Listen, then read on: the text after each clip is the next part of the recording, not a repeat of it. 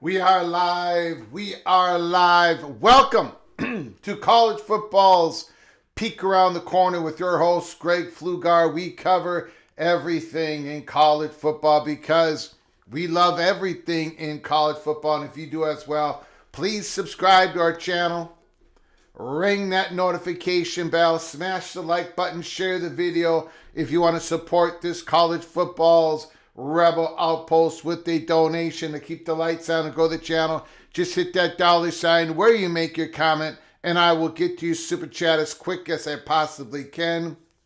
Welcome everybody into the studio that sits on the corner, the very corner of Keith Jackson Parkway and Kurt Gowdy Avenue. Do not be afraid. Do not be afraid to become a legend with your comments and with your phone calls. Thank you for coming on in, at least for a little bit. We're going to be doing a live show. And man,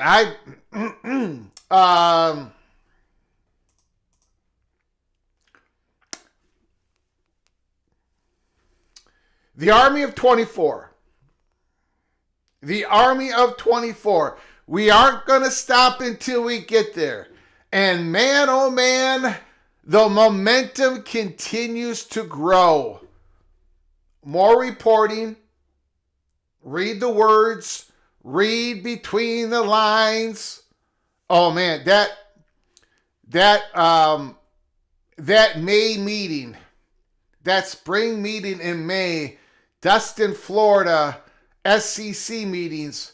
Woo! Man, that is going to be pivotal. You know what go back. Go back and read the reporting of what people were describing as a pivotal meeting last May when it comes to the SEC meetings. Some of the stories are still the same. Possible breakaway, college football playoff expansion, we got to make a decision. Basically, almost all the same stories are being played out this spring. Last spring, the SEC coaches, they had a completely different thoughts than the Southeastern Conference athletic directors and presidents. And I think maybe the same thing is going to happen this May, but it's going to be all flipped. I think the SEC coaches are going to be riding in Destin, Florida. And not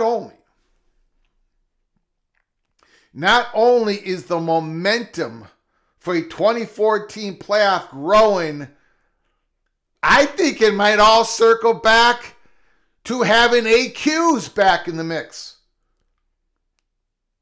Maybe not the exact format, 4-4-4-4, 2-6. Again, I think that's the best format for so many different reasons. They might get to that point. So we're going to cover all of that today in Amazon Induced Super League. Greg, what are you talking about?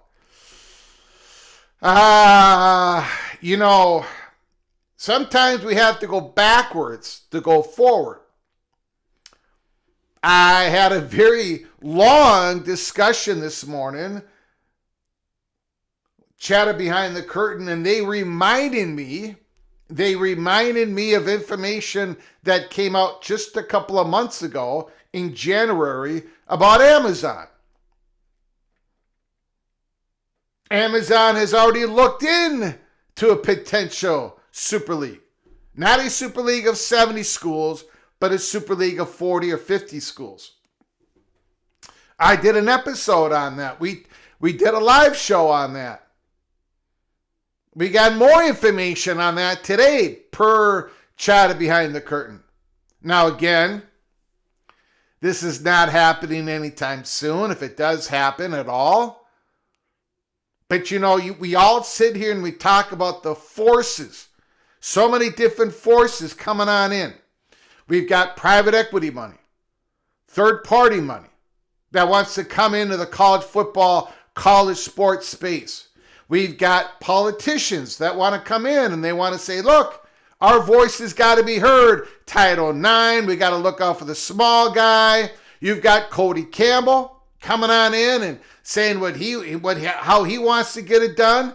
You've got President Trump, roundtable this, SCORE Act this. You got the CBA this and that and the reform, and is it going to be mandatory or is it going to be optional? You've got all these forces coming on in.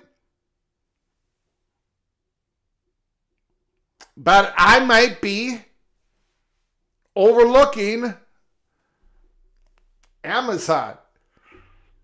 That's what it sounded like to me in this long discussion that I had this morning.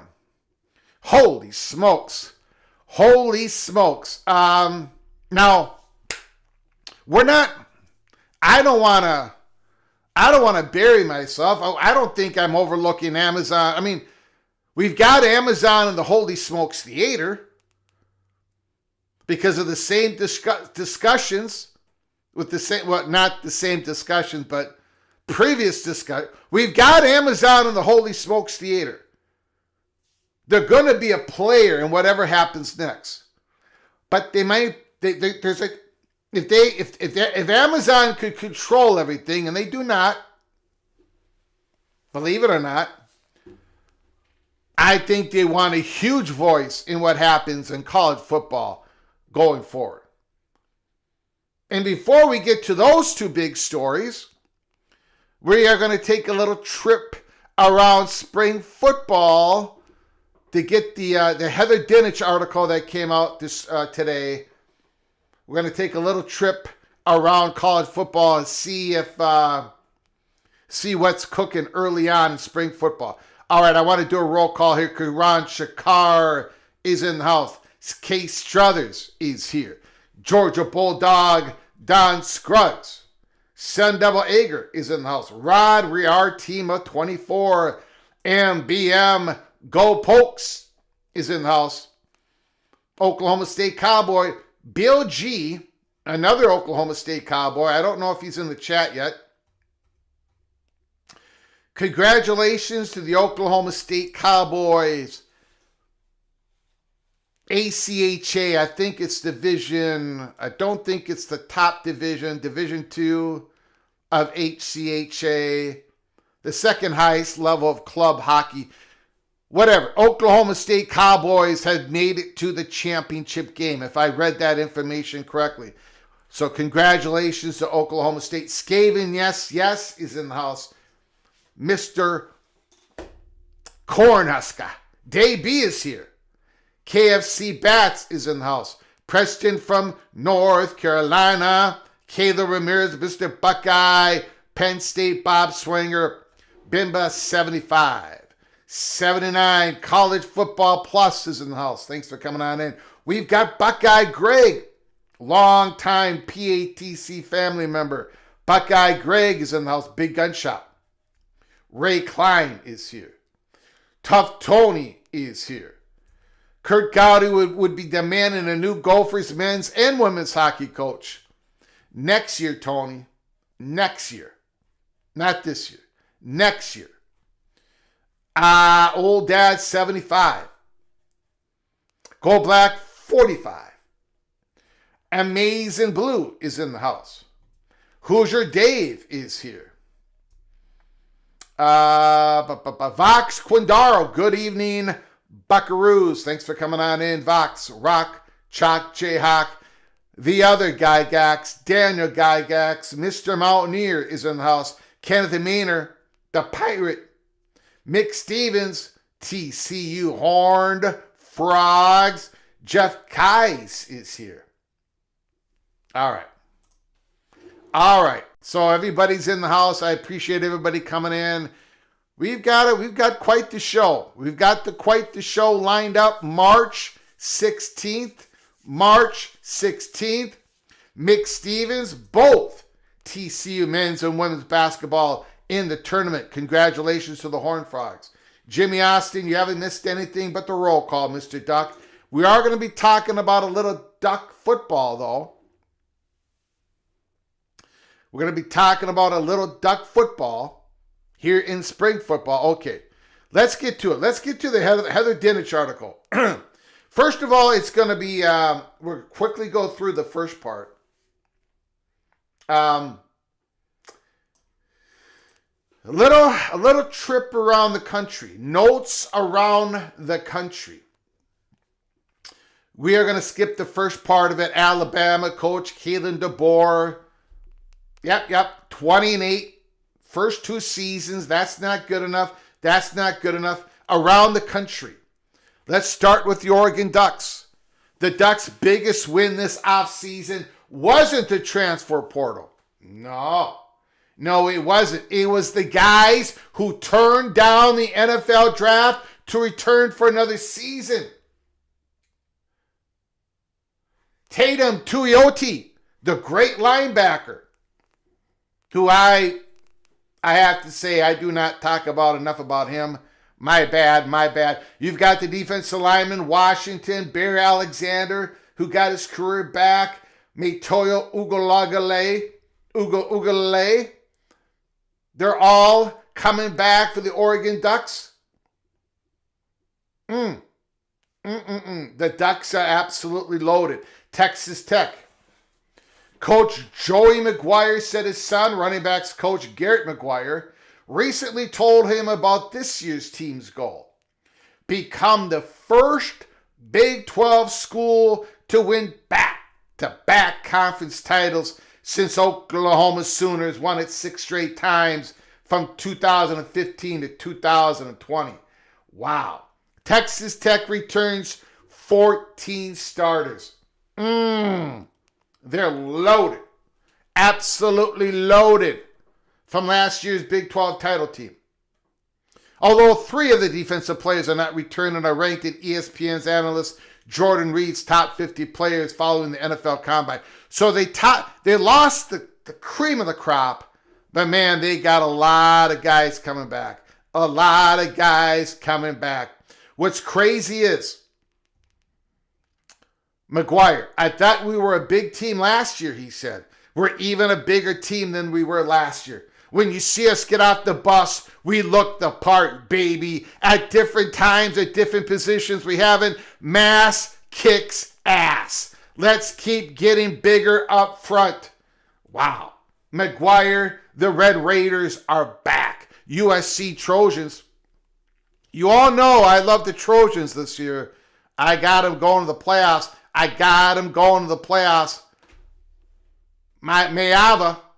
Jaden Mayava back once again. There's excitement brewing within the program about the 17-year-old true freshman, Jonas Williams. Williams was ranked number 1 player in the state of Illinois. He's coming a semester early to enroll at USC. He holds the Illinois High School Association state records with over 11,000 passing yards, 147 touchdown passes. He's carried himself up to this point like he's a little bit older. So remember the name, Giannis Williams, 17 years old, Alabama. Kalen DeBoer. More parity in college football. Transfer portal makes continuity challenging. He still believes it's possible for one program to consistently dominate for quite a few years consecutively. We want to build it up where that is us again. Oh boy. DeBoer, man, you got a lot of pressure on you this year. It's definitely harder. I can't say it can never be done. Much like it has where there's cycles, especially here at Alabama, where that did occur. Austin Mack, Keelan Russell. The quarterback battle. Mack, who transferred with DeBoer from Washington, is entering his 4th season in the system. 4th. A couple at Washington, one at Washington, and a couple at Alabama. Keelan Russell has the high ceiling. Neither has starting experience.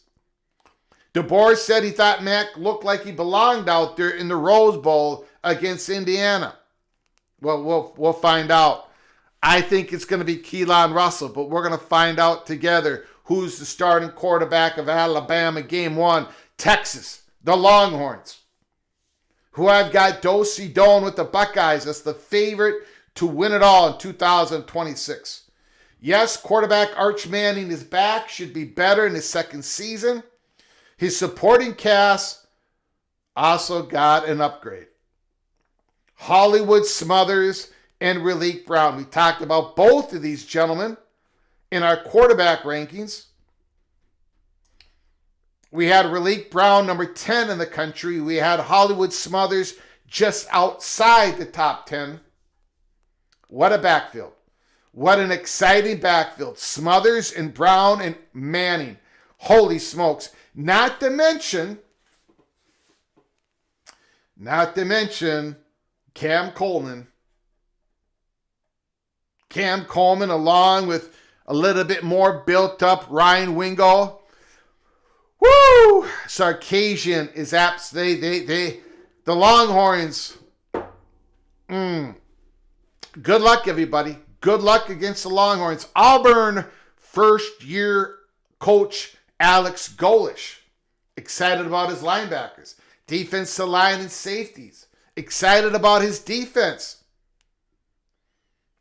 Golish is excited about Byron Brown. As for the offensive line, well, I think if you asked me every year for the last 20, if I was nervous about any group, it would be the O-line group. I think they're nervous. I think Alex Golish is nervous about the offensive line. Boise State, first year in the Pac-12. Let's go. We got the Pac-12 to talk about here. We got the Mountain West Conference, but we've got another conference. It is back. The Pac-12. Boise State.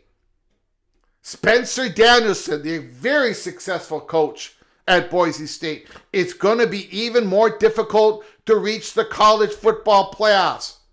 You got really good coaches. You got really good players. Everyone's investing in football, continuing to push forward to be that fifth conference. The Pac-12 wants to be that fifth conference. They're going to have to get up in front of the line. They're going to scoop up in front of the American to get that done. The Broncos have a chance to make a huge playoff statement early with their season opener at Oregon. Oh boy. A game the staff will be start preparing for in May. Wow. UNLV. Boise State has been a constant contender for a college football playoff spot and beat UNLV twice last year to win its third straight Mountain West Conference. But the Broncos are moving to the Pac-12, which means UNLV could have an easier path to the conference title and in turn a college football playoff bid in just the second season under Coach Dan Mullen. Goal number one is the one we can control, which is winning the Mountain West Conference Championship, Mullen said.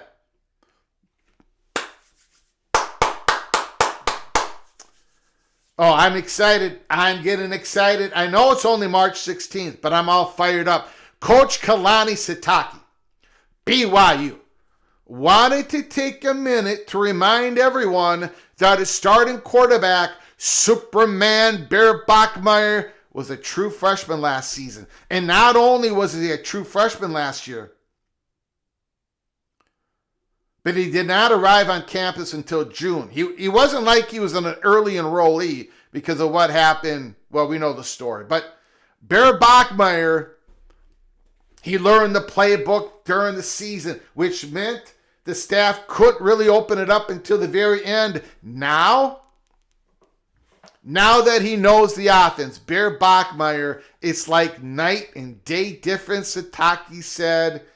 Woo! Bear Bachmeier. I got him ranked number one among the Big 12 quarterbacks going into 2026. The entire team is facing lofty expectations after being on the brink of a college football playoff berth last year as the Big 12 runner-up. BYU doesn't face Texas Tech this year, but they do have an October 17th home game against Notre Dame, Florida. First-year coach John Sumrall said he's not in awe about entering the SEC. Nah, he doesn't take vacations. John Sumrall, he's been talking a lot down there in Gainesville. John Sumrall has been talking a lot. He's going to have a quarterback battle. Georgia Tech transfer Aaron Philo competing with Trammell Jones Jr.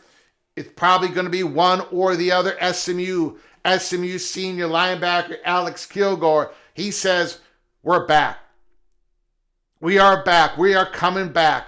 We have the same vibe as we did in 2024 when they went to the college football playoffs. Heisman hopeful quarterback Kevin Jennings returns. Lashley said this could be the best team he's had yet.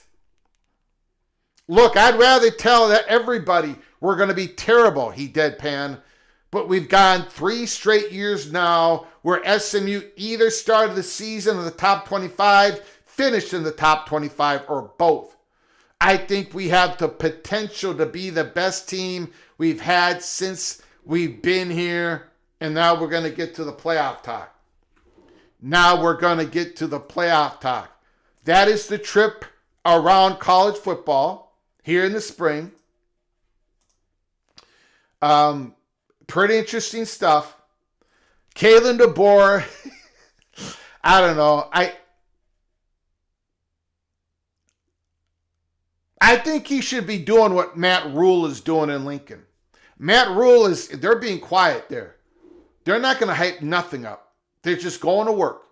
I think Kalen DeBoer should probably, I know you got to talk if you're the Alabama head coach, but keep it vanilla. Just work. It's going to be your wins and losses that determine everything.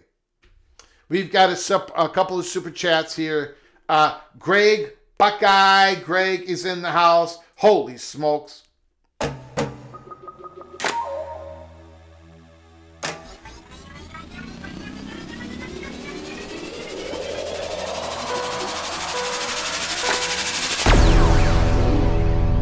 Super chat. Thank you, Buckeye Greg. I appreciate it. What a game last Saturday night with Ohio State upsetting number 3 Michigan State in the Big Ten's men's hockey tournament to play Michigan next Saturday. The Buckeyes and the Michigan Wolverines.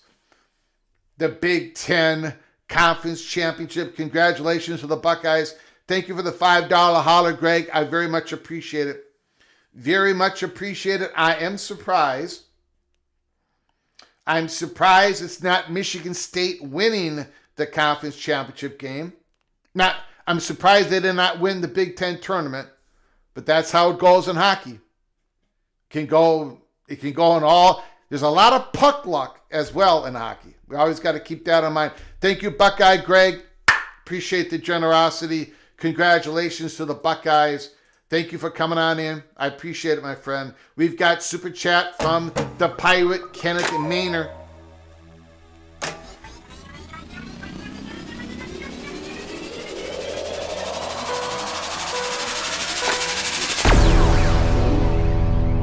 $10 holler, Kenneth Maynard.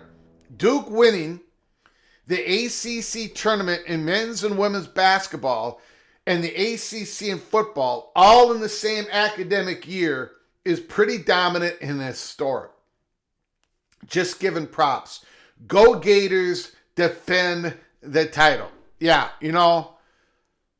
props should be given to the Duke Blue Devils. They've had a great athletic calendar year at Duke. Men's, women's basketball, and of course the conference championship in football. Duke, and I see it out there a little bit, and they should be bragging it up, no question about it. And I'm seeing a lot of, this is not about your super chat, but I'm seeing a lot of Vanderbilt people or SEC people kind of telling Tennessee, what's going on, Volunteers? What is going on? Is Vanderbilt about to jump over Tennessee as the best athletic department in the state of Tennessee? Is that even possible? Well, football program, basketball program, baseball program, add it all up. What is going on in the state of Tennessee?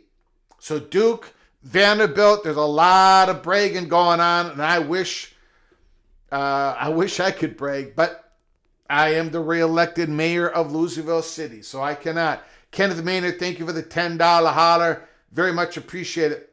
We've got Amazing Blue. Amazing Blue.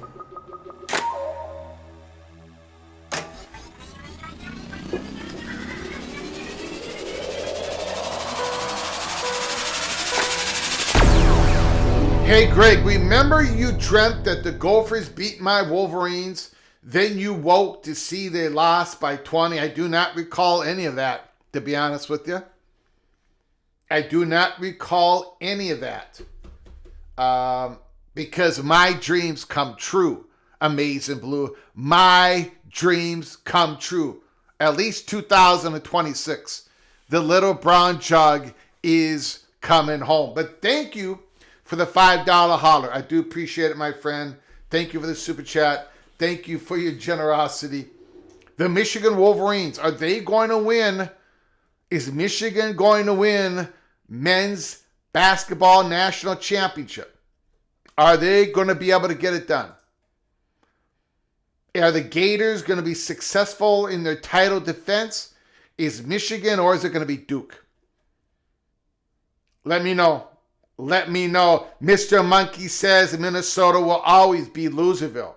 You think I'm always going to win re-election of mayor of Louisville City? Grateful Trojan, Money Talks, Greg, and Vanderbilt and Duke have it.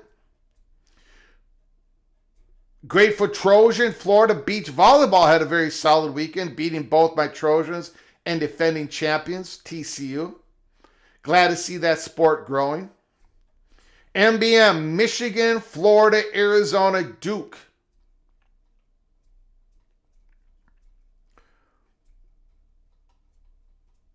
All right. Now, let's get to the playoff story and then Amazon Induced Super League discussion that I had this morning that was intriguing. But let's get to the playoffs. Back to Heather Dinich article. Now, I know some of you are going to say, Greg, you are such a schmuck. How can you be falling for this? You should shut down the camp. You should shut down Army of 24's camp. You should bring down the tents. You should tell everybody to go home. Nope. It ain't going to happen. Because you know what? Playoff at 24 is coming. And when it gets here, it's going to work. It's going to be a beautiful thing. Just like the playoff of 12 teams. The 12-team playoffs was beautiful. It just so happens now it's obsolete. Because of the transfer portal, everybody playing the players. Bigger conferences, imbalanced schedules. 12-team playoff is obsolete. 24-team playoff is coming. Let's take a look at Heather Dinich's article further on in the article, Playoff Talk. When the leaders of college football playoff decided to stay with the current 12-team format, the SEC coaches weren't thrilled. Oh, really? Especially as they prepare to enter their first season in a 9-game league schedule. Oh, really? Really now? Sitting at our conference meetings a couple of weeks ago, that was everybody's bitch, was, man, we went to a 9-game schedule, but we didn't get a 16-team playoff. And we're all being evaluated on whether we made the playoff, an SEC coach said. That's how everybody sees it. And by everybody, I mean the entire room. From who was in the playoff to the teams that weren't, everybody sees it the same way. Many coaches want to know specifically how the committee weighs certain metrics such as scoring margin and schedule strength, factors that have been subjective for all 12 years of the system. One coach asked if he should keep his starters in and run up the score, or if it's okay to take them out and develop young players. You know how we can solve all of that? Conference standings, automatic qualifiers, back to the article. In the NFL, you know who gets in, conference standings, divisional standings, and you know who doesn't because of the way the structure of the playoff is set up. Conference standings, divisional standings. Another SEC coach said, ours is set up so poorly, and it's up to a committee to decide who gets in. Automatic qualifiers based on conference standings, based on divisional standings. If you have to give us something to say, this is what you need to do to earn more points in favor to get in. The strength of schedule is bull bleep. That doesn't matter. I got to tell you, this is a beautiful thing. This is a beautiful article written at a beautiful time. Heather Dinich, ESPN, March 16th. USC coach Lincoln Riley said he's in favor of a larger format, that would give schools a little bit more leeway in scheduling, because right now it's more uneven than ever. You mean a 4-4-4-4-6-2 that would encourage big-time non-conference games? And if you win them, you're in a good spot to get a large bid. But if you lose them, you still have a shot to get one of the AQs in your conference based on conference standings. Is that what you're saying, Lincoln Riley? Is that what you're saying? That's what PAT has been saying for now over a year. I do feel like one of the weaknesses of the system is still the scheduling inequities, Riley said. I think the gaps right now in scheduling in college football have never been bigger, Riley said. You've sacrificed some of these non-conference games, and then the Big Ten and the SEC have added all these really good teams, and now are long ways ahead of these other leagues, Riley said. Oh, that's too bad. The Big Ten has grown to 18 teams. Very tough scheduling. SEC, very difficult scheduling. Imbalanced schedules. The only way to solve this is 2 bites of the apple playoff format. Hello! Is anybody listening? Again, Riley, I think the gaps right now in scheduling in college football have never been bigger. You've sacrificed some of these non-conference games, and then the Big Ten and the SEC have added all these really good teams and are now a long ways ahead of these other leagues. They just are. It is what it is. I'm not saying there aren't good teams in the other leagues. There are, but it's more different than it's ever been. What do the Big 12 and ACC people think about that in the comments section? About what Lincoln Riley just said. Something's got to give, Riley added. Our group has been more proactive about finding solutions. The Big Ten has been more proactive about finding solutions. A playoff of 24. 4, 4, 4, 4, 2, 6. And the SEC said no, and the Big 12 said nothing in public. ACC said nothing in public. Something's got to give, Riley added. Our group has been more proactive about finding solutions. Some groups sit there and say no and try to find something wrong and don't really provide any kind of solutions for things that need to be fixed. I'm glad that we're being active. Wow. Lincoln Riley representing the Big Ten, throwing some elbows at the Big 12, at the ACC, and especially at the SEC. Now again, to defend the Big 12 and the ACC, ultimately their voice, while it's important, their votes are not important. The Big Ten and the SEC wanted this power. So it's up to those two conferences to find the solution.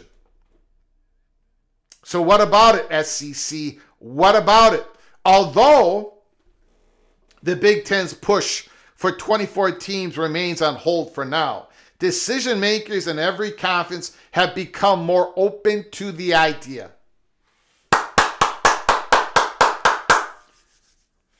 Although the Big Ten's push for 24 teams remain on hold for now, decision makers in every conference have become more open to the idea. The question is if enough SEC leaders will latch on.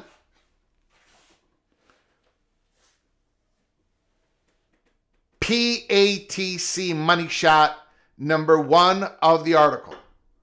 Let's see how this season plays out, one SEC source said. There may be a change in our attitude depending on how this plays out. That we may be more amenable to 24 than we are at this time right now. I think you'll have some schools in that conference that are really going to say, we think 24 will be good. I think some coaches in that conference will like that because most of our teams, if you have a decent year, you're going to be in the top 24. So there it is, ladies and gentlemen. I don't think this, look, I said earlier when this live show started, you can think I'm a schmuck. That's go ahead. Let me know how naive I am. But come on.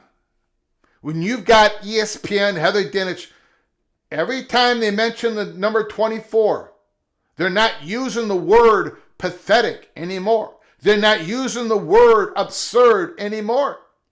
They keep saying, oh, more and more people are open up to the idea. We've got these big conferences, uneven scheduling, uneven conference scheduling. We've got schools canceling big-time non-conference games. We're dumbing down the sport. And here at Peak Around the Corner, 4 months and over a year now, I did not, look, when Tony Petitti first came out with the AQ model,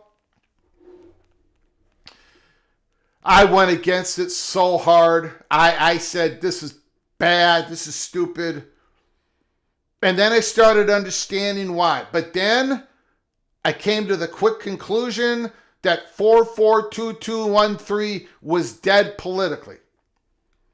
But when the 444426 came about, it does not put the handcuffs on the SEC. It does not put the handcuffs on the Big Ten. It doesn't cap the Big 12. It doesn't cap anybody. It gives everybody a floor. It gives everybody the opportunity to flex. It gives all the teams the ability to improve during the season. We're going to have Cinderella stories. I think we would have had them last year. We're going to have them in the future. We're going to have a 2014 playoffs, 8 first-round games in home campus, 8 second-round games in home campuses, more money, more opportunity, more drama, more media companies getting involved, and it is going to be possibly the tie that binds us together. 2014 playoffs. SEC, get on board. SEC, get on board. Let's go. It starts with you, coaches. Let's do this thing. More and more momentum. More and more momentum. You are a schmuck. Well, that's fine. But remember, Karan Shakar, remember all you doubters out there. It all started here. Army of 24. It all started here. All right? Remember that. Amazing Blue. Oh, we already did that one. I'm sorry. Sorry about that. All right.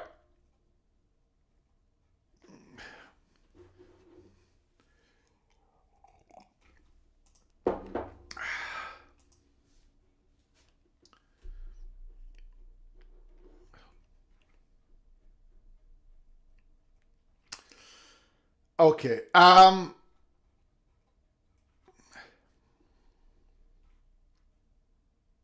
right, let's get to the Amazon story here. Okay, so title of the show, Amazon Induced Super League.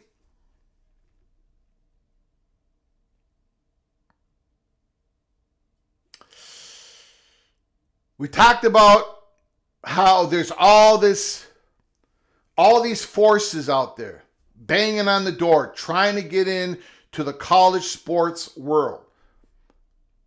We got third-party money. We got private equity, public capital money. We've got the Cody Campbell. We got the Smash Capital. We've got Super League Rudy Project talk. We're trying to get the SCORE Act passed. We got congressional. We got politicians coming on in. Everyone has a voice, trying to have a voice. Everyone's trying to get in.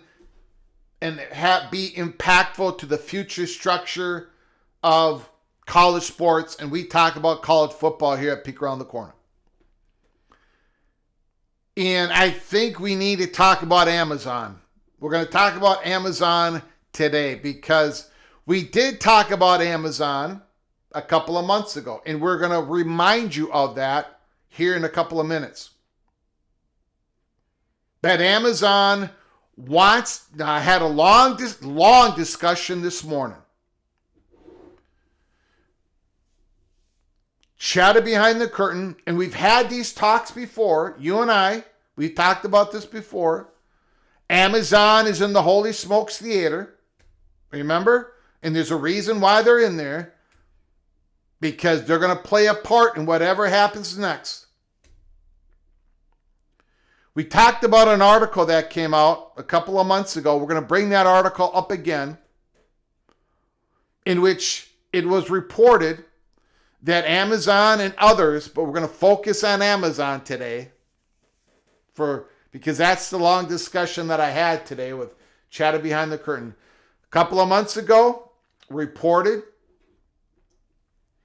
that Amazon had already done the work, had already done some work, at least, on what a Super League would look like. And that is why the title screen here, an Amazon executive looking at a college football Super League valuations, they've done some of this work. And in the report, it also talked about how Apple had done some of this work. But we're going to focus on Amazon today. So let's go back to the article. Again, I'm just going to remind you of what I believe are the important parts of the article. And then I want to get into the discussion that I had this morning. Because, we have done so many shows. We're talking college football every single day. We cover everything from quarterback rankings to hot seat rankings, from spring football, and then all of this off the field stuff. It slipped my mind about this story. No one has really come back and talked about it. But there is chatter that, Amazon is going to make a big play for college football. It is for college football content. It is one of the reasons why people are theorizing that going to a playoff of 24, going from 11 games to 23 games, in which ESPN only is guaranteed 2 more, so there's going to be 10 open up, that Amazon and others are probably going to bid quite a lot of money to get a college football playoff game. That alone is having some impact. I'm not saying it's having a great impact, but it's having some impact. It's like when the Southeastern Conference was trying to decide, are they finally going to go to 9 conference games, or are they going to stay at 8 conference games? When ESPN said to them, we'll give you more money. When ESPN finally told the Southeastern Conference, we'll give you more money if you go from 8 conference games to 9 conference games, it did not mean that the SEC automatically said yes. They still struggled with the idea politically, internally, but they finally went to the 9th conference games. The money greased the skids. It usually works that way. Not always, but it usually works that way. So, when you've got Amazon, when people have the perception that Amazon is going to be one of the media companies that are going to bid a whole lot of money for college football playoff games, now you have the grease. Now now the momentum starts to happen to a larger playoff expansion. And again, I remind everybody, we have Amazon in the Holy Smokes Theater because we think that we've been told that the Big Ten, whatever the Big Ten does next, be it in 2027, 2028, or wait to 2030, Of course, Fox is going to have a voice. CBS is going to have a voice. But we believe Amazon is going to have a monster of a voice. Amazon has let people know. Amazon, I cannot wait to tell you about this conversation that I had. Buckle up and brace for impact. We'll get to it in a moment. OPD Don, Super Chat.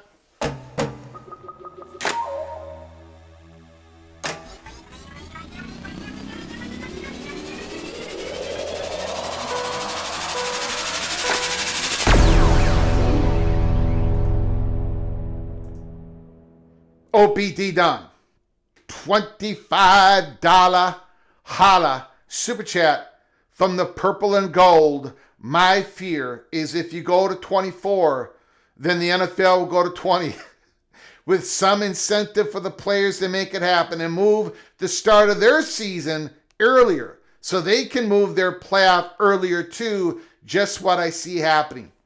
Well, I think you have every right to fear that. I don't know. You heard the reports of the last couple of days where the NFL is thinking about moving they're going to have a transformation of their schedule, so to speak.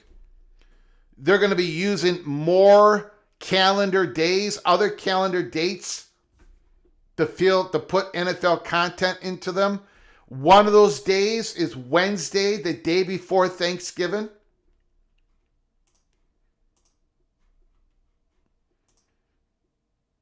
And we've been sitting here talking about how I have been told many times over that the Big 12, that Brett Yormark was pushing for a Big 12 conference game Wednesday before the Thursday. Thursday night, Thanksgiving Eve, so to speak. Not just Black Friday, not Thanksgiving, but Wednesday. And it hasn't gotten done. And now the NFL looks like they're going to fill that spot. So, I think OPD Don is onto something. NFL is being mighty aggressive.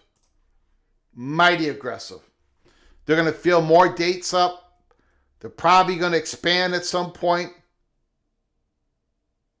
They may even expand with some, I don't know how they're going to do it, but with some international teams. I don't know how NFL, I don't know what they're going to do, but they're going to expand. They might move to more regular season games. We see the NBA expanding, most likely. The vote is going to come down on March 24th, March 25th, expand with Seattle and Las Vegas. It's just how it works. It's just how it works.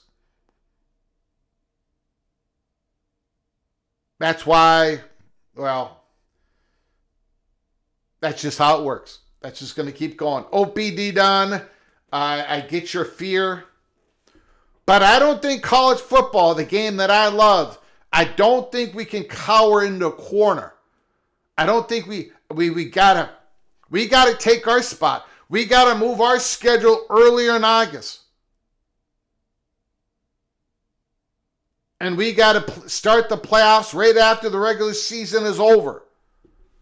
And we get done earlier so we don't have to go up against the NFL. And if the NFL moves their schedule earlier, there's not much that we can do to stop that. We only can control what we can control. But I say we fight back. Army of 24, we fight back. Thank you, OPD Don, for your incredible generosity.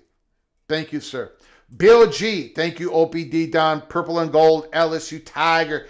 Bill G, another 5 gifted memberships. Curtis, Nathan Jones, Congo, Ken Green, and Dominic Lewis all were gifted a membership by the incredible, edible Bill G, Oklahoma State Cowboy. And again, congratulations to the Oklahoma State Cowboys for making it to the championship, ACHA Club Hockey Championship. Congratulations to the Cowboys. All 5 of you that were gifted a membership, you can go to our library of episodes, watch all the episodes, including early peak Cloak and Dagger member-only episodes. When you get a chance, please say thank you to Bill G in the chat room for his generosity. He's been doing this for days, weeks, months, years. He's been so generous to myself and everybody else in the PATC family. Very humbled by your generosity, Bill G. Thank you so very much. Now let's go back into time here. Let's go back into time.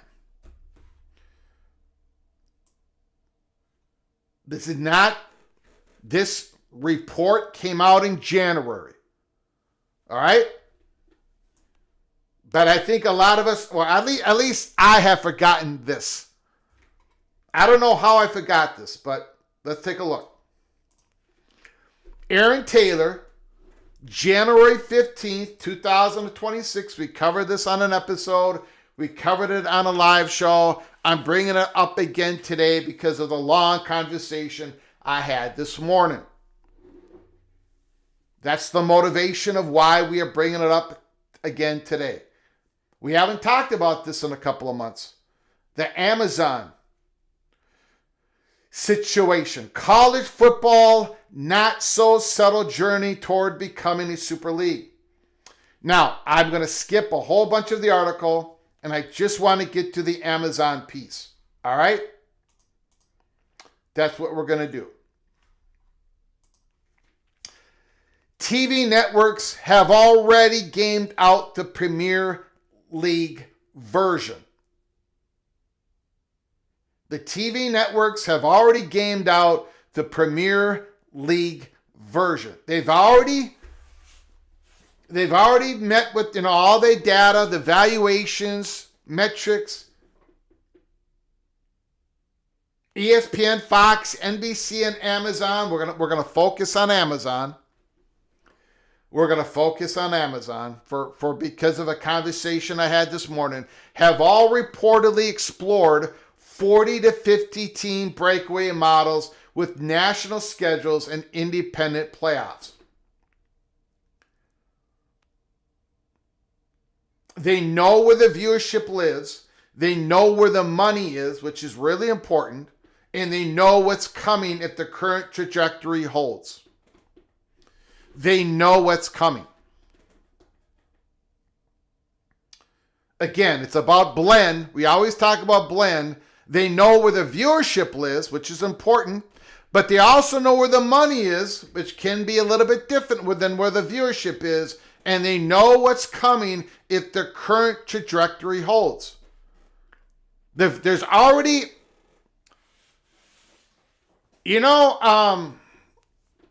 I'll get back to that at the end of the article. So where does this lead us?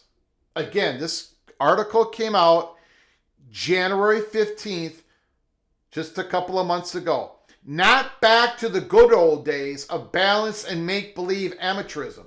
Although a breakaway isn't guaranteed, the evidence is stacking up.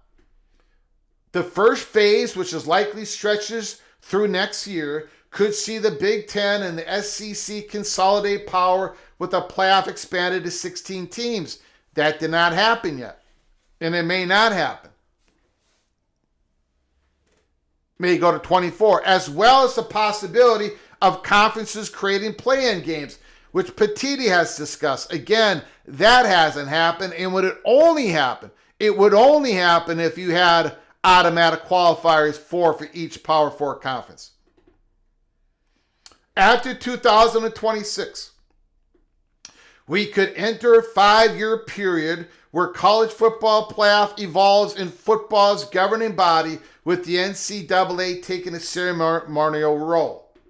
Conferences will behave more like divisions we see in pro sports. Collective bargaining starts to take form, and the playoff likely shifts to 24 teams. The word collective bargaining was written in this article. Now, my conversation, this long conversation that I had this morning, wasn't around collective bargaining so much, but it was around cost certainty, which collective bargaining can bring you. We'll get into that in a moment. In 2031, the existing college football playoff media rights deal will expire, opening the door for a comprehensive restructuring of the financial and governance architecture of the sport. What that looks like is anyone's guess, but it's getting safer to assume that the top 40 to 50 programs break away. And I'll give you a little bit of a hint. I'll give you a little bit of a leak here. One of the things that we talked about this morning, somebody who's a person chatted behind the curtain, that number 40 to 50 in this article is presumed to be accurate. Like that, those are the numbers. And I'll get back to that in a moment. Pocketing 100% of football-centric revenue while negotiating media rights and NIL as one collective unit. This is where collective bargaining can come into play as labor organizes. Again, there's no evidence that labor is organizing. We did not talk about that this morning, but we talked about something else. I'll get into that in a second. Those outside those 40 or 50 teams, they'll be relegated to Tier 2 and mostly left to fend for themselves. Again, an article written a couple of months ago. Is a breakaway guaranteed? No, but it sure feels like we're drifting toward one, and it's not out of ego, but economics. Those who are driving the money today are focusing on maximizing revenue and minimizing unpredictability. Let me stop right here, and then we'll finish up this article. So the conversation that I had this morning, you know how we've been talking about if there is a breakaway, that it's going to happen in phases. It's going to be the gradual breakaway. We had a live show titled "The Gradual Breakaway is in Play" sometime last week. You can go to our library of episodes, and there's a video, a live show that is titled that. Well, this morning, I was cued in on that the thought was this phasing in of the breakaway, if we go there, if the SCORE Act doesn't pass, that the first phase is minimizing unpredictability. That's the first phase. Cost certainty is the first phase.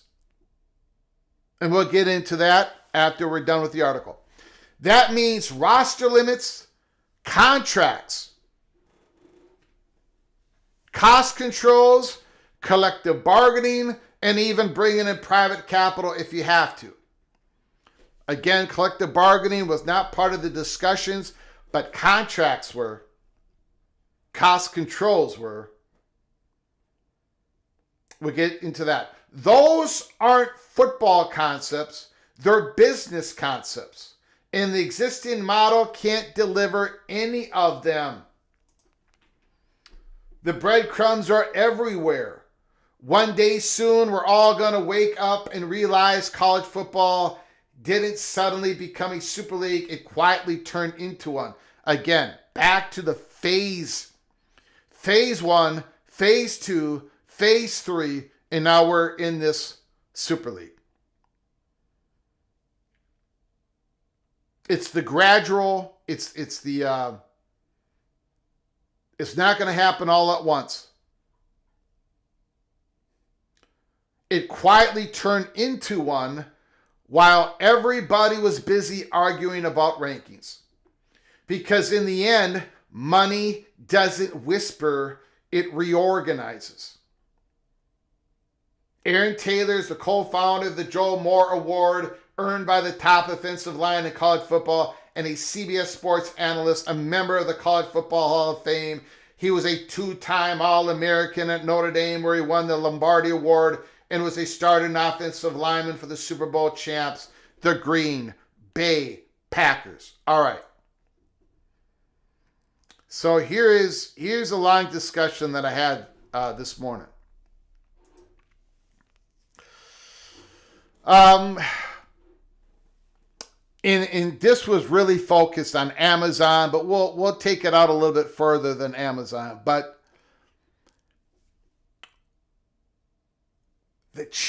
this person opened a door to PATC and said that there's already numbers out there. Like, it's not set in stone, but there's projections already out there of what a 40 to 50 team Super League would bring in. Projections. Amazon has looked, they've all looked at it. And this stuff has been, I'm going to steal the term, whispering around. Like, so when the argument, if you're trying to get president of Georgia, Moorhead, on board with a 138 team Super League, and you're telling them that if all 138 schools got together, we would all make more money, the projections of a 40 to 50 team Super League in which all the major networks, ESPN, CBS, NBC, Amazon, which hasn't really come into the college football space, they've already looked at it and they have delivered some of that information. So the Big Ten has an idea. Notre Dame has an idea. They have an idea. And so they have this, their current media partners plus Amazon and Apple. That number is pretty damn high. Because Amazon and these other media companies believe that the ratings and the money they get from national advertisers, there's a lot of value in this if it's nationally structured.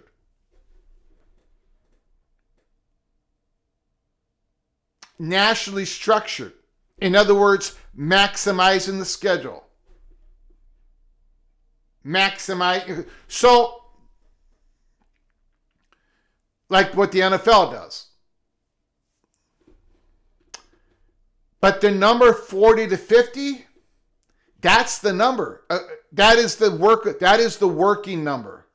That is what people are looking at, working at. If the SEC, if the Super League happens, either by the SEC finally going through the phases and breaking away, and the Big Ten has to do it then most likely it's going to be a Big Ten SEC Super League. They're going to have to add schools. Or it could be something else where the Big Ten and the SEC are not controlling it. They most likely are because they're tied into the major networks. They're the number one properties, so forth and so on. But the number 40 to 50 is a real number. It's not just written. That is like that's the real range. More than the NFL, but less than a 70 team, less than a 138 team, about 40 to 50.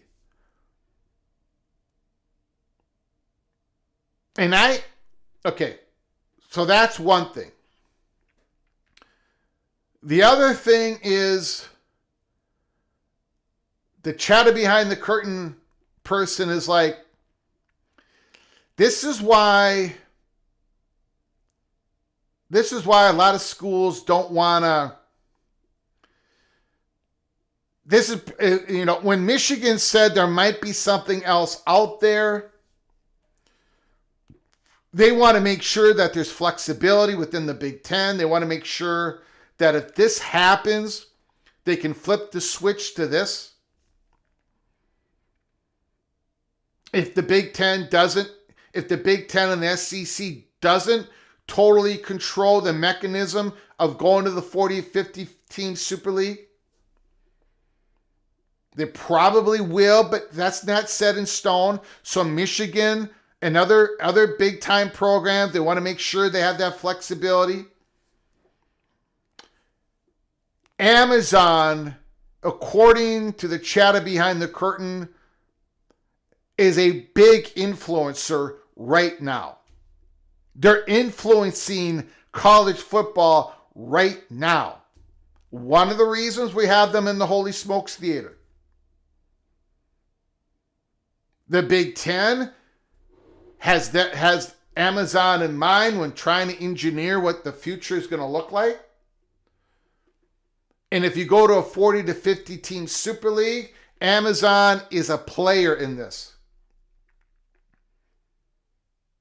And they're willing to, according to the vibe out there, Amazon is willing to pay big bucks. Just like they did with the NFL, just like they offered the Big Ten. We got to remember that.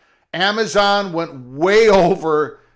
They went way over NBC. They went way over CBS offer. But Kevin Warren did not take their offer. There was feelings among some presidents, some athletic directors, that we didn't know what the streaming world was going to look like. We didn't know how valuable it was. We didn't know if people were going to watch it. It's a completely different world already. Amazon, people are watching Amazon. And Amazon's got plans. They're going to be doing they're going to be producing live sports completely different than they have been in the past, that anybody has done in the past. According to what we have been told at Peek Around the Corner, if you're watching a live sport on Amazon, you got the remote control. You want to know the statistics of a player. There's going to be buttons that you're going to be able to push, and you're going to see the data on your TV screen. Amazon is pushing the technological boundaries, and everybody wants in. And Amazon is going to pay mightily.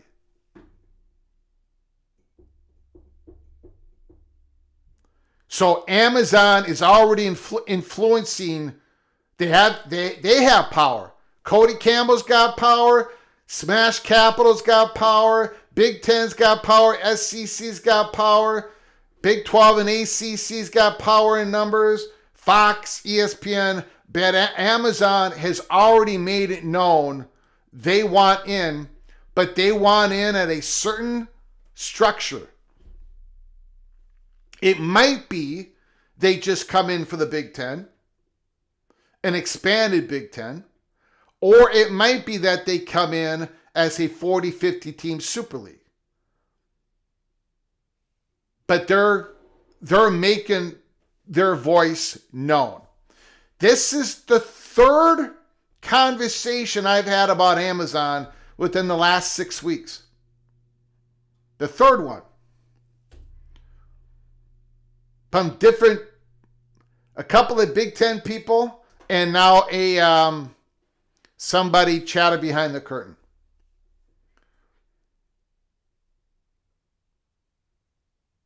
So that is why the title of the show is Amazon Induced Super League?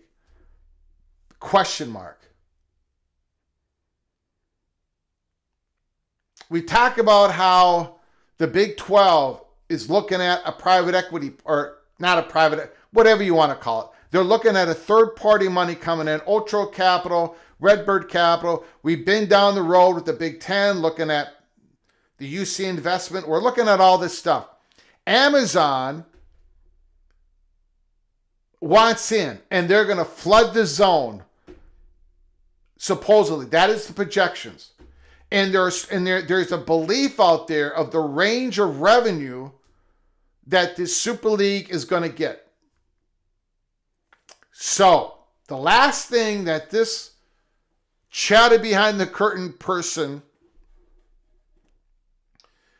wanted to make sure that I understood was the following.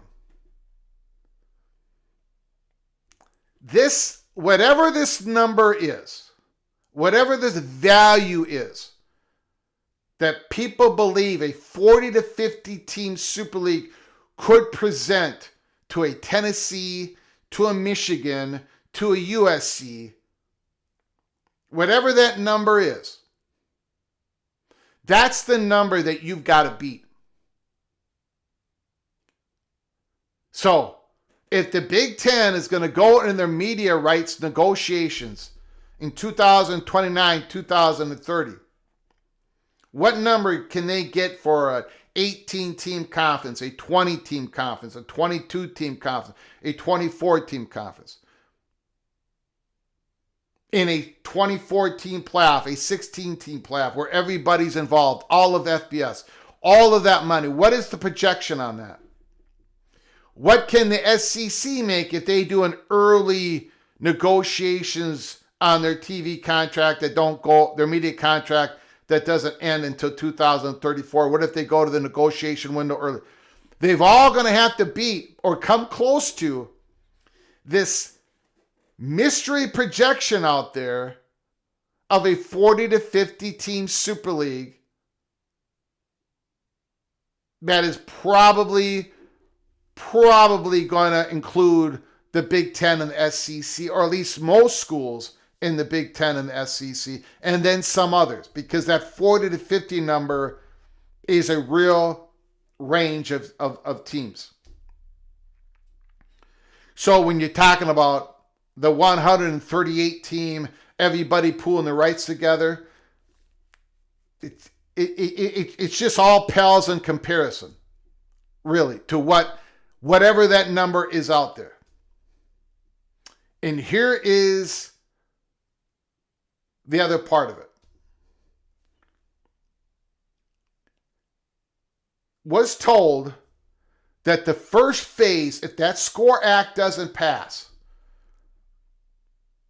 and even if that SCORE Act passes, this could happen 5-6 years down the road anyways, but if that SCORE Act doesn't pass, the first phase in this gradual breakaway is cost containment.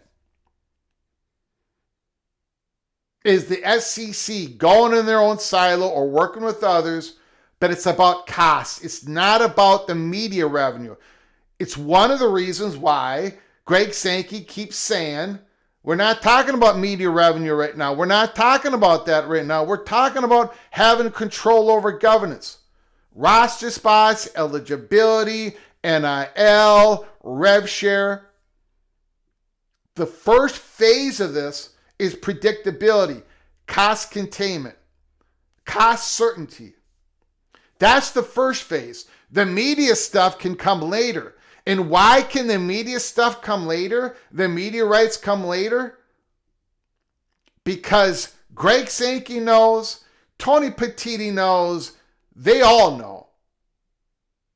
But especially in the Big Ten and the SEC, they know what numbers have been projected, not a certainty, but they know the projections of your CBS, NBC, ESPN, Apple, Amazon, when they've analyzed, when they've gone through all this, when they've war gamed this 40 to 50 team Super League. That's why they don't even want to talk about the media stuff, media rights, media money right now. Because that's what they're looking at. First of all, it's cost. And the best way to get cost containment, cost certainty is to pass the SCORE Act. That's why I'm not sure anymore if the SCORE Act is going to stop this gradual breakaway. To be honest with you. If it doesn't pass, I think it's really going to speed it up. And I'm not sitting here thinking that there's going to be, I am not reporting that there's a 40 to 50 team Super League. I'm not reporting that that's the chalk in 2031. But now I understand why Amazon's being brought up to me so much, because their information has gotten to the people in power. I understand why the reporters always are talking about this Super League that is probably going to happen at some point. Because that is where it seems that the projection of money is at. It's economics. It's more consolidation. but it's going to be structured a little bit differently. I, for one, hope that doesn't happen. But it doesn't matter what I hope. I'm just giving you guys the peek around the corner. There's a lot of different forces at play here. It is an absolute battle. But Greg Sankey doesn't want to talk about media rights. And then, if Amazon is going to be a major player in this 40 to 50 team Super League, and we've had discussions about this, we're talking about it again today because I had a long discussion this morning with somebody very prominent. It's like, now who is going to be included in that Super League? If you want to go down that road, which I don't really plan to go down, but if you talk about it, I will talk about it. If you call in, I will talk about it. Because they're going to be, Amazon is going to be a major part of whatever happens next. Whether it's contained, whether it's just in the Big Ten, or having a piece of the Big Ten in the SEC, or having a piece of the Big 12 in the Big Ten, or having a major piece in this new Super League.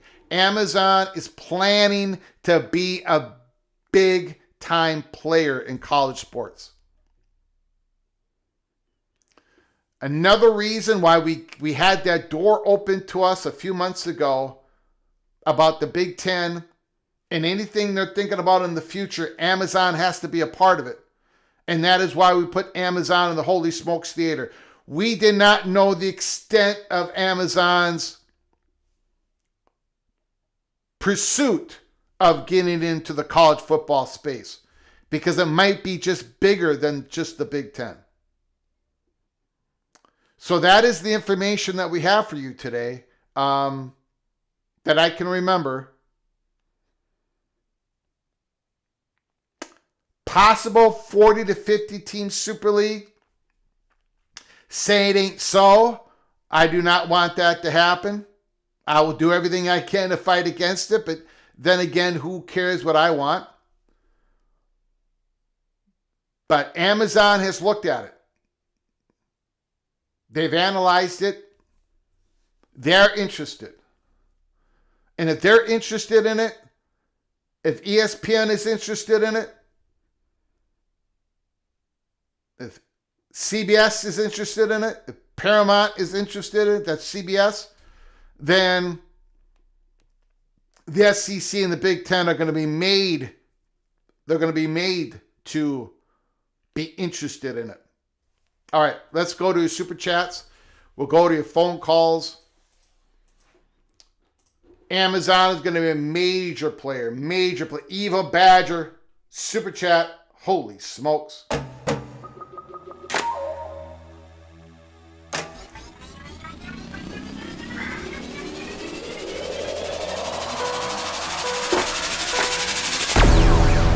Ryan Willie, $5 holler. Would Wisconsin make it?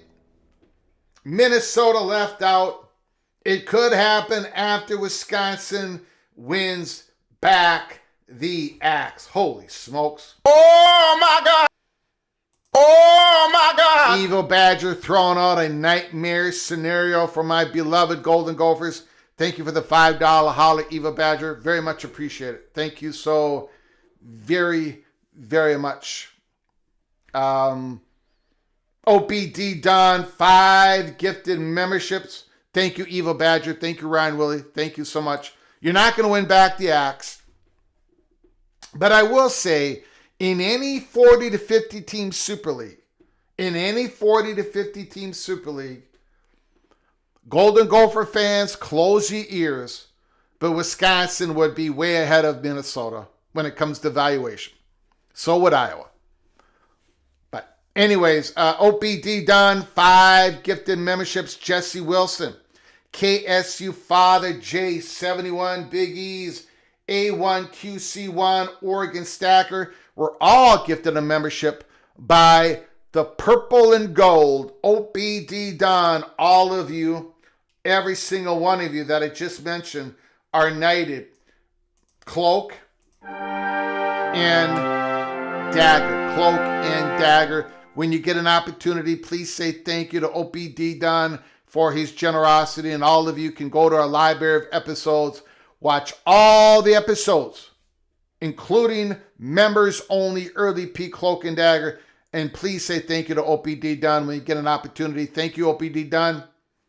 Thank you, sir. Appreciate it. Very humbled by your incredible generosity. Thank you very much. We got to open up the phone lines here. We got to open up the phone lines. Give me a moment. I got an email that I got to read. Hold on, everybody. I'm calling a timeout. I am calling a timeout. Hold on.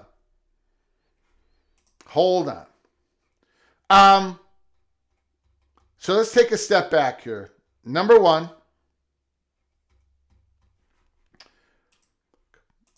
we did a trip around the country where we went through Heather Dinich's article at ESPN. We talked about Oregon. We talked about Alabama. We talked about Auburn, a few other schools, a few other teams. Then we talked about the playoff momentum, more and more momentum going to the 2014 playoff. Heather Dinich, we have a link provided in the description box below the video. If you missed it, go read Heather Dinich's article. On the lower half of the article, it talks about the playoff. More and more SEC coaches are getting more and more positive vibes about a 2014 playoffs. They talked about it. Go check it out. Holy smokes, what I got going on here? Okay. The phone lines are open. 763-260-1333. 763-260-1333. Bill G. Like and subscribe, please. Thank you very much. Smash the like button, subscribe, and ring the notification bell. Bill G has been a member for 27 months. Minnesota math, that is 2 years and 3 months. You are knighted, my friend. Cloak and Dagger. Cloak and Dagger, thank you so very much. Appreciate the generosity, Bill G. Thank you very much. All right. Bill G, the incredible, edible Bill G, Oklahoma State Cowboy. Call from Tristan 5. Tristan 5 is on the line. The floor is yours. Thanks for calling, sir. I do appreciate it. Hey, thanks for taking my call, Greg. You got it, buddy. Hey, listen, so now we're getting news or reports that we're saying SEC coaches are warming up to the idea of the 24-team playoff, right? Yep. They're warming up. So, is it? So I wanted to ask this. Do you think it's because? Do they think that there's going to be some expansion soon in the conference, and they need the extra slots for that, or is it because the conference isn't doing so great in football right now, and they feel like it's the only way that some of these teams can make it into the playoffs is expanding? I don't think it's either. I don't think the coaches are really thinking about conference expansion. But I think they feel very good about the conference and themselves. I think they fear a little bit about the 9-game conference schedule and the metrics, and they feel victims to the system, and they want them, if they have 2014 playoffs, they won't be criticized so much about the fans and everything. Right? More teams make the playoffs. All right, that makes some sense.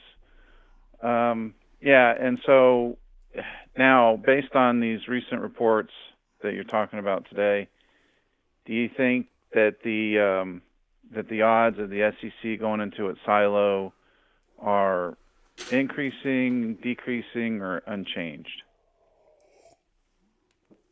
Unchanged. I think, again, I think the one thing I've changed my mind on is after this another conversation, a long one this morning. You know, the passing of the SCORE Act is going to say a lot but it ain't going to say all. And I was thinking it was going to say all. Like, I thought if the SCORE Act would pass, all right, we still got a lot of hurdles to make all this work, but we've got a structure in place. Nobody's going to break away. We're all going to be kumbaya, kind of, right? But now I'm not going to say that anymore. I think if the SCORE Act passes, I think it's going to be a great relief to many, and I think it douses the flames, and I think it kind of slows things up, and maybe we can make it work, and 5 years from now we can renegotiate the college football playoffs, and we can continue on. But I do not think I don't think anymore if the SCORE Act passes, I don't think it eliminates the possibility of a gradual breakaway. That is one thing that has changed in my mind because of this long conversation I had this morning. Because of outside forces like Amazon and others. Yeah. The economics of it all. Does Amazon have any competitors lining up to try and do the same thing Amazon's wanting to do? Well, yeah. I mean, so in this article that was written a couple of months ago, again, we're going back in time here. ESPN, and I got it up on the screen. ESPN, Fox, NBC, and Amazon have all reportedly explored the 40 to 50 team breakaway models. All of them. And one of the things we have learned this morning was people have an idea. Now, I don't know if it's going to be accurate. I have no, but they have an idea. They have a perception. People in the Big Ten, people in the SEC, they have a perception of what that would look like when it comes to revenue. Like, how valuable would that be for an Amazon, ESPN, CBS, NBC to be part of a 40, 50 team Super League? They think it would be more valuable, economic consolidation, and they have this certain range in their heads of, okay, that's what that would look like, according to what we've been told by people that are hired by these media companies. We sort of know how much money that would bring in to the coffers of a Mississippi State, of a Georgia, of a Tennessee, of a Purdue, of an Illinois. So now everything else that is being talked about sort of has to battle against that perception of what this 40 to 50 team is going to look like.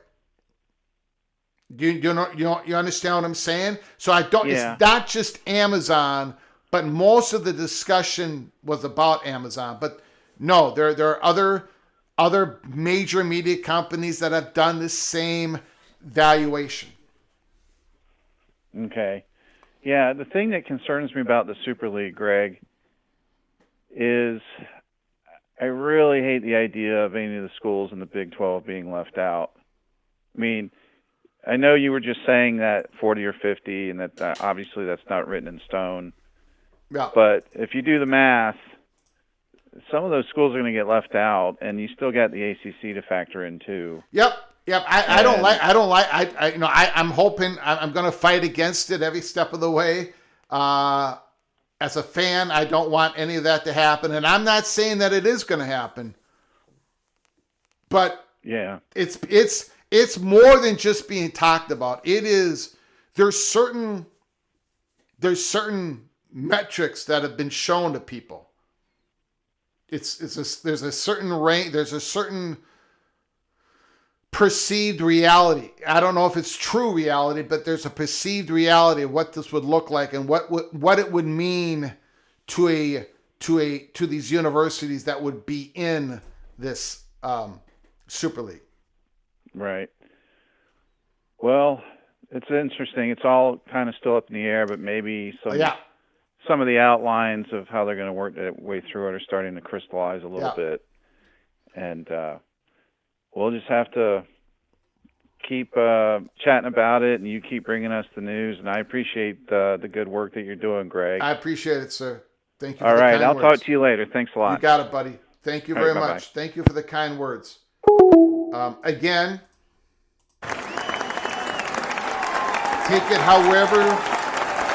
Thank you, Christian 5. take it however you want to take it. And again, just like anything else we're bringing up here, nothing is imminent. Nothing is close to being imminent. Nobody knows where this is going. But we're not going to sit here and I'm very fortunate to be able to talk to who I talk with. There's certain things that I can talk about. Was all I always ask, and I talk about this on my show. They know I have a live show. Yes, you can talk about it. I protect the sources. Of course, I'm going to give you the information. This is how we've done it. You've been here to watch how this works. The Colorado being at the center of the stage and everything that we've broken, everything we've talked about, this is how it works. We don't know where this is going. We're giving you the peak. I don't have a crystal ball. Is the Score Act going to pass or is it not?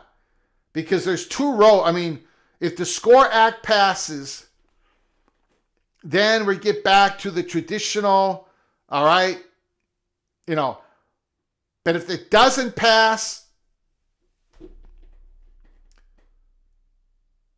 things are going to get crazy. So we'll see what happens.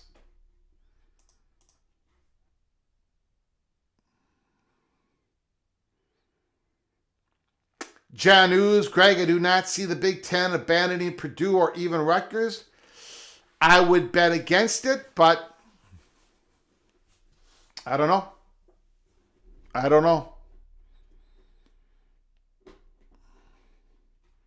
Amazon is not going to give the SEC and the Big Ten the freedom to make choices.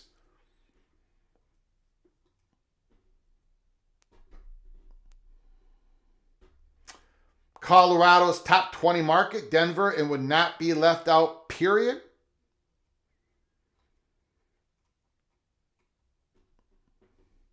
Gold Black 45, if Skydance, Netflix get involved, you might get them to expand to 60.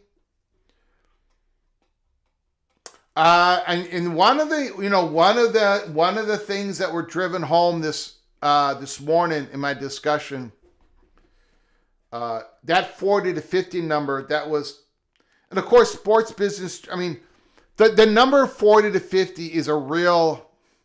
That's like the working number right now. It's more than speculation. Okay, it doesn't mean it's going to be between 40 and 50 if this thing ever happens. It doesn't mean, but I'm telling you, the 40 to 50 is a working number. It's a true working number. And I think that's one of the reasons we keep hearing that number. Because, not everybody, but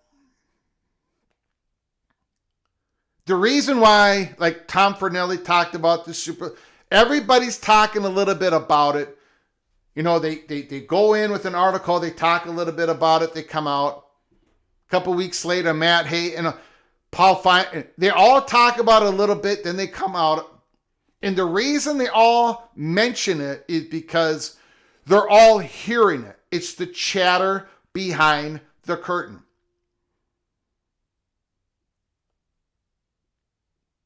And I'm afraid, and I am afraid because I don't want this to happen. I'm afraid that this perceived range of value for the teams and for the media networks, I think this would possibly work for them as networks, and I'm afraid that the perception of this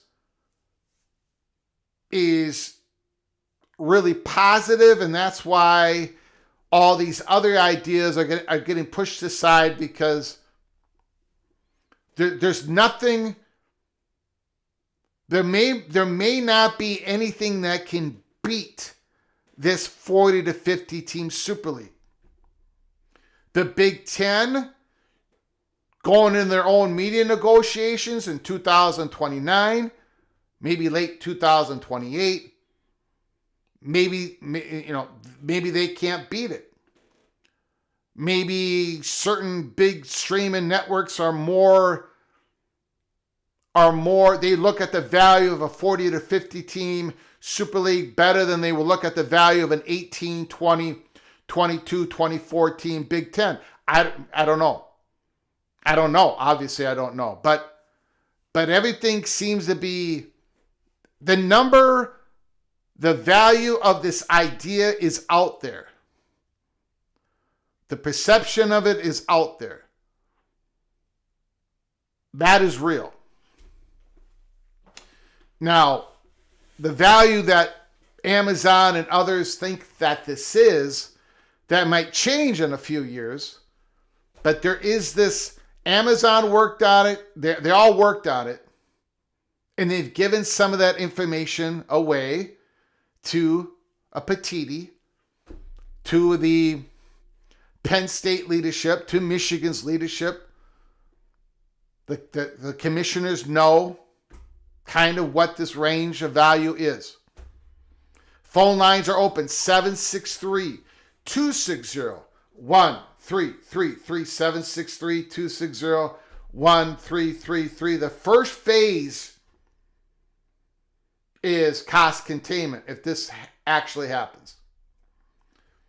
The first phase of the breakaway, if the SCORE Act doesn't pass, is you're going to be looking at cost containment, cost certainty.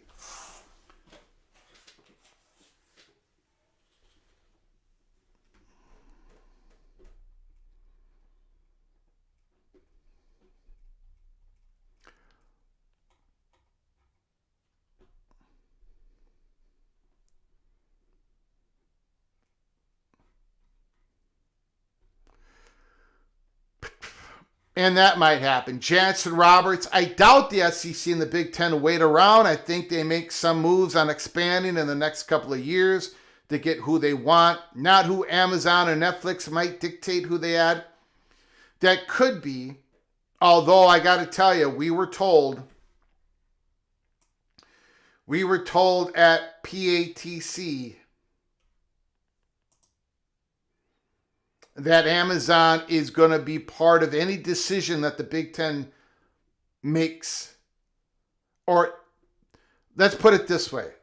Maybe not a part of the Big Ten's going to have Amazon in the back of their minds or in the front of their minds when making any decisions about expansion, about international markets. And that's why we have Amazon in the Holy Smokes Theater.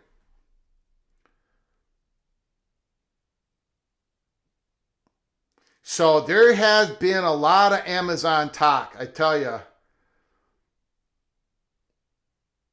lot of people are talking to me about Amazon. And Amazon is in a much better position now than they were when they made the offer to the Big Ten. In all different ways. Economically, Amazon Prime, the viewership numbers, the production value, they've answered all the questions. People are watching streaming more and more. And Amazon was willing to overpay. A lot of people thought they were willing to, they way overpaid for the Big Ten, but the Big Ten declined. When Amazon offers whatever they're going to offer to the Big Ten or the SEC or the Big 12, or with this 40 to 50 team Super League, I don't think anybody's going to say no to Amazon. If they're willing to spend like they were willing to spend a couple of years ago, nobody's saying no to Amazon. Amazon we talk about how private equity, private capital, third-party money is having great influence on this system, right? Amazon is having great influence on the system right now.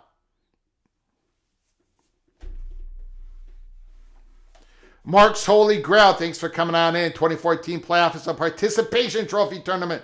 Plus it eliminates conference championships. Thank you for your comment, Holy Grail.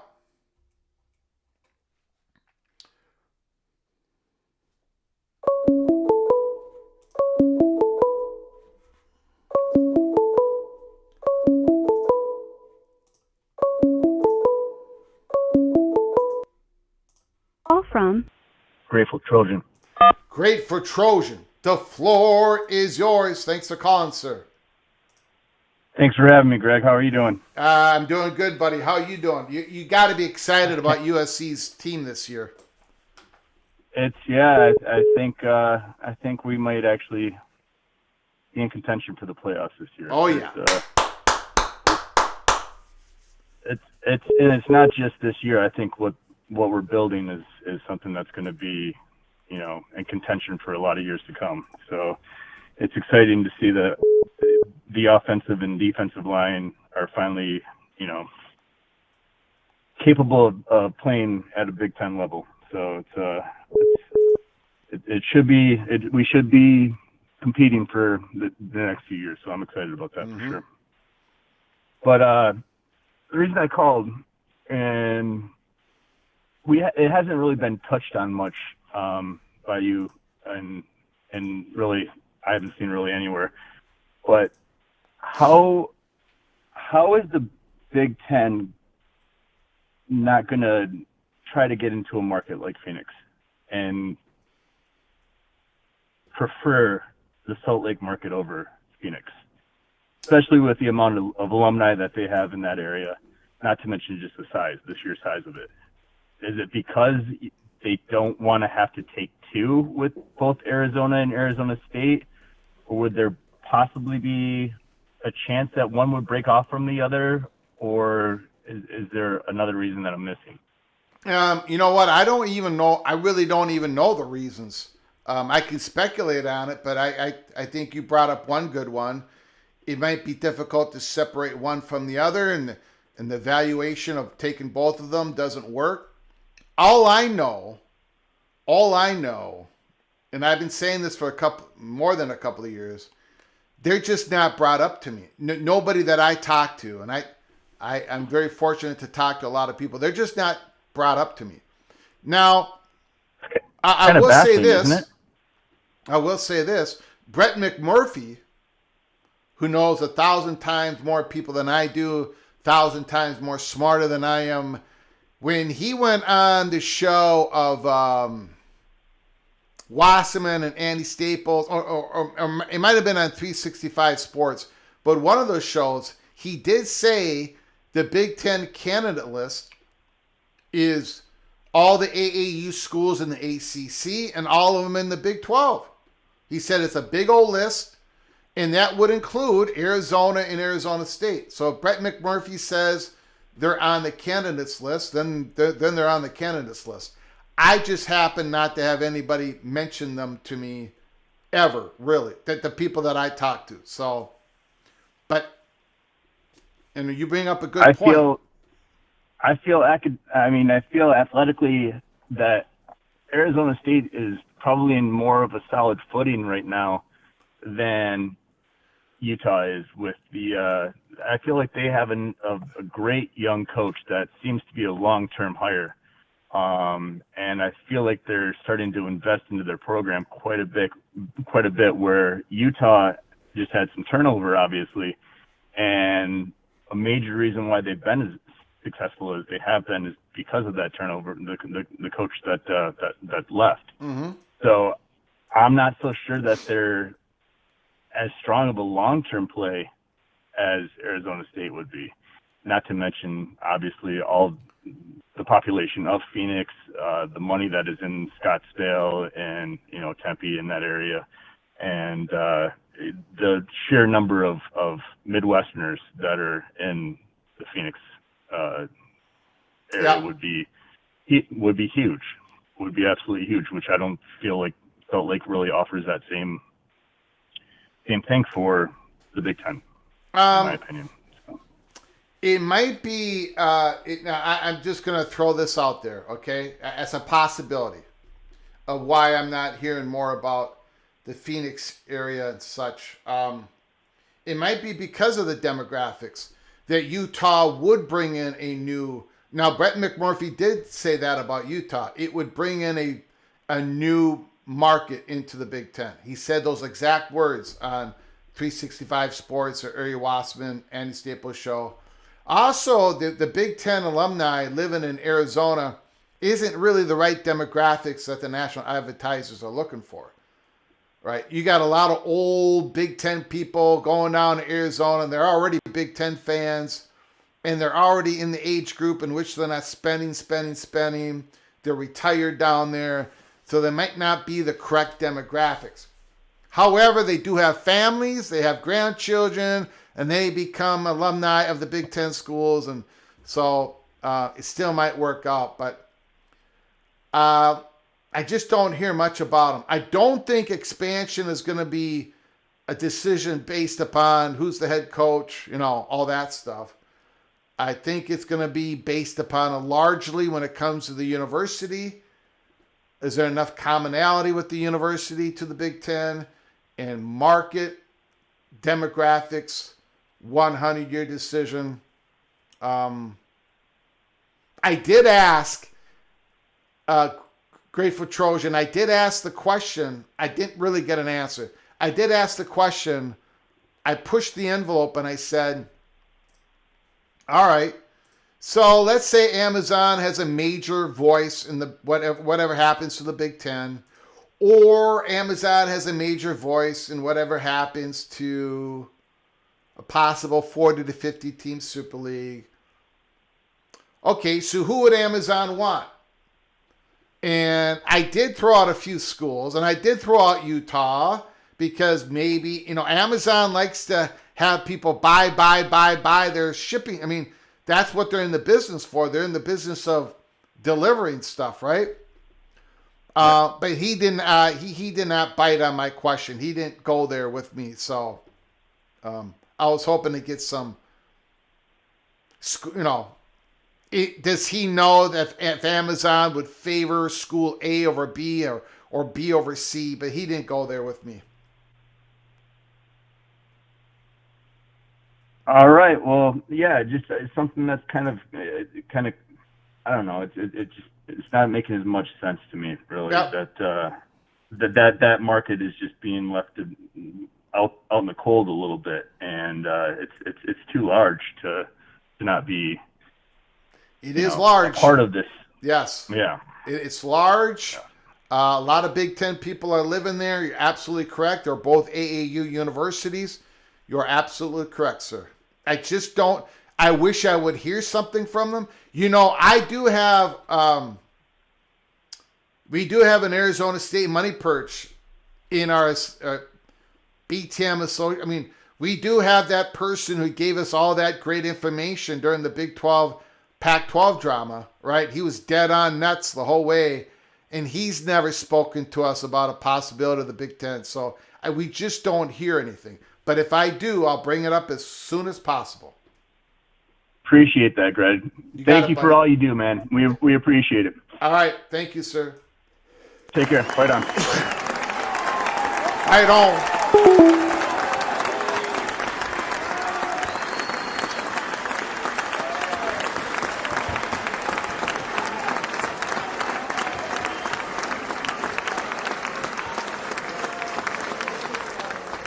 Go Black 45, a member for 20 months. 6 more teams get to 144.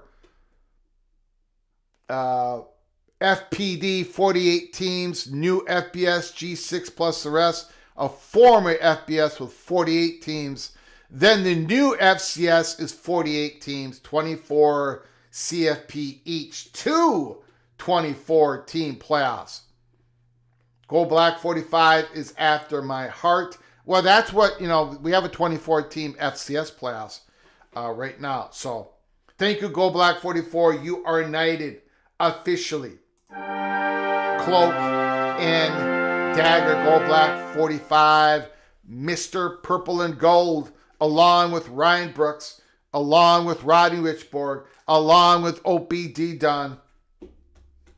A lot of LSU Tigers in the PATC family. And I think they're all going to have a lot to be happy with this year. I think LSU Tigers are going to be pretty important team this year. Along with Texas and the SEC, LSU, Georgia, and Texas, I think there's a clear top 3 in the SEC And then you got the battle for that 4th spot, maybe that last SEC spot for the playoffs.